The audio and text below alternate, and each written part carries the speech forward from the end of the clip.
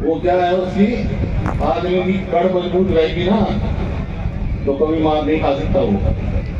आप भाई मेरी कड़ की कब उखाड़ी कर दी, आप मैं देख ली वहीं।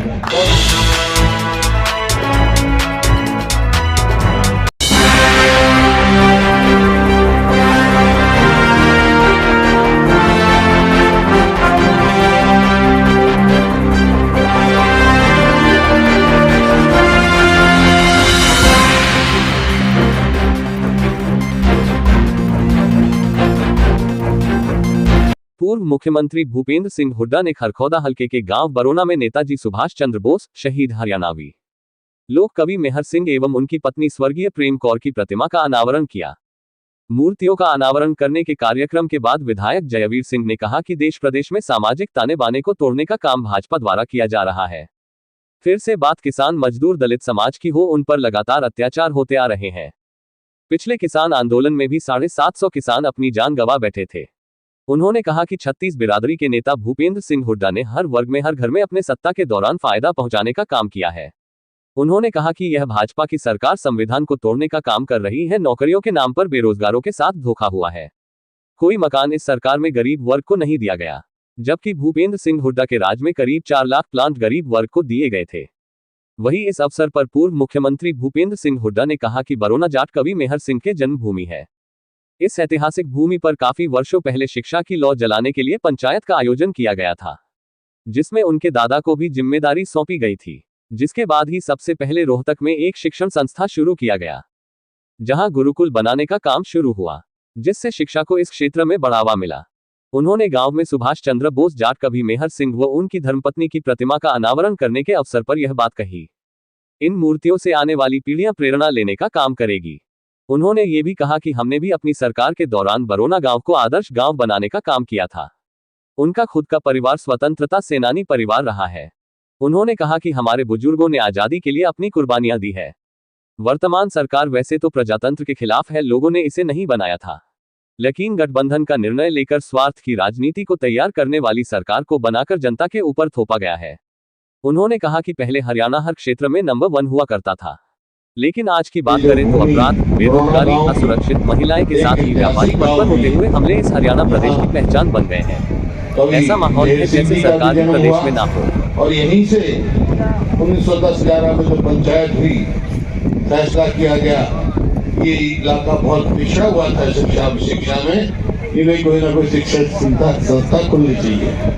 तो पहली यहाँ की पंचायत ने जिम्मेवारी लगाई मेरे पूजनीय दादाजी की, और पहली संस्था रोहतक में बनी उनकी अध्यक्षता में, और छोटूराम के उनके, और उसके बाद यहाँ गुरुकुल भी बने। उससे पहले भगत सिंह ने गुरुकुल बनाया। लड़कियों का बहुत इस इलाके का बहुत योगदान है। तो भाई इस भूमि को जो इतनी सेवा करी है हमारी, मैं उसका नमस्कार करता हूँ। बरोना गाँव ये जो आज है सुभाष चंद्र बोस जी का, मेहर सिंह दैया जी का और श्रीमती प्रेम कौर जी के जो स्टैचू का अनावरण हुआ है, इस बात की मैं बधाई देता हूँ सरपंच साहब को और सबको, कि बहुत पूरे गांव को कि बहुत अच्छा काम किया है। ये जो है कोई आम कवि नहीं थे मेरे से। देखिए ये कहावत है, जहां जा ना सके रवि वहां जाए कवि। मतलब सूर्य की किरण भी दिल्ली में नहीं जा सकती, लेकिन कवि के बोल जाते हैं दिल्ली में। तो इतना जोश पैदा करते आजादी की लड़ाई के लिए इन कवियों ने जोश पैदा किया। जितनी उन्होंने कविता की, स्वर्गीय मेहर सिंह जी ने जितनी कविता की वो आजादी के लिए बैठी, देशभक्ति के लिए, लोगों में एक हौसला बना। तो आज उनका स्टैचू लगाना हुआ है, इसका मतलब ये नहीं है कि आज उनका स्टैचू लगा दिया हमारा काम पूरा हो गया। नहीं, हमारे आने वाली पीढ़ी को प्रेरणा स्रोत रहेंगे वो, उनको प्रेरणा मिलेगी उनसे, उनके यहाँ से मिलेगी प्रेरणा। और यही सोच के जब मेरे को मौका मिला यहाँ पर प्रदेश की सेवा करने के लिए, तो इस गांव को मैंने आदर्श गांव किया था। बरोना को याद होगा आपको, तो इसी वास्ते आज भाई मेरे को यहाँ बहुत खुशी है, क्योंकि मैं स्वयं एक स्वतंत्रता सेनानी परिवार से, जिनके दादा और बाप ने आज़ादी की लड़ाई लड़ी, जेलों में रहे, मालूम है कितनी आज़ादी की कितनी कीमत देनी पड़ी हमारे बुजुर्गों को, इसका आज की पीढ़ी को अंदाजा नहीं। और देखिए बहुत सारे को पता है, जेल में भी रहे, उनका नाम भी पता है, गांव का भी पता है, लेकिन अपने देश में लाखों ऐसे आदमी भी हैं जिन्होंने अपने देश के लिए जान कुर्बान कर दी, उनका गांव और नाम का हमारे को नहीं पता है। तो उनको श्रद्धांजलि है और उन्हीं से प्रेरणा लेकर भाई है जो सपना उन्होंने देखा था। क्या सपना देखा था उन्होंने? किस वास्ते आज़ादी की लड़ाई लड़ रहे थे कि हमारे देश में कोई भूखा ना रहे, हमारे देश में कोई बगैर वस्त्र का ना रहे, हमारे देश में कोई बगैर छत का ना रहे और आगे तरक्की करें। ये सपना जो है हम सबको मिलकर पूरा करना की बात है। कई साथियों ने चर्चा करी वर्तमान सरकार की। देखो वैसे तो भाई प्रजातंत्र है, जो लोगों का मत होता है, बहुमत, वो इसी सरकार बनती है, उससे कुछ उम्मीद होती है। लेकिन मौजूदा सरकार तो एक ऐसे हिसाब से बनी है, गठबंधन बन गया। लोगों ने नहीं बनाई थी 19 में, जो ये दो पार्टी अलग अलग लड़ी। बीजेपी वाले तो कहते थे कि वे 75 पार करेंगे, और जेजेपी वाले कहते थे इनको जमुना पार करो। अरे चुनाव हो गया तो स्वार्थ में दोनों पक्के यार बन गए, गठबंधन कर लिया इस प्रदेश को धकेलने के लिए नीचे। और यही मेरे दिल में तकलीफ है, और कोई बात नहीं है। आने जानी चीजें ही है कि जो प्रदेश हमने 2014 में प्रति व्यक्ति आय में, प्रति व्यक्ति निवेश में, और भाई कानून व्यवस्था में, खेल खिलाड़ियों में जो नंबर 1 प्रदेश छोड़ा था हमने, आज किस चीज में नंबर हो गया भाई? नंबर 1 9 साल में आज हो गया। पूरे हिंदुस्तान में बेरोजगारी में नंबर 1 है। और मेरे नहीं है, केंद्र सरकार के आंकड़े हैं, पूरा हरियाणा प्रदेश असुरक्षित है महिलाओं के लिए।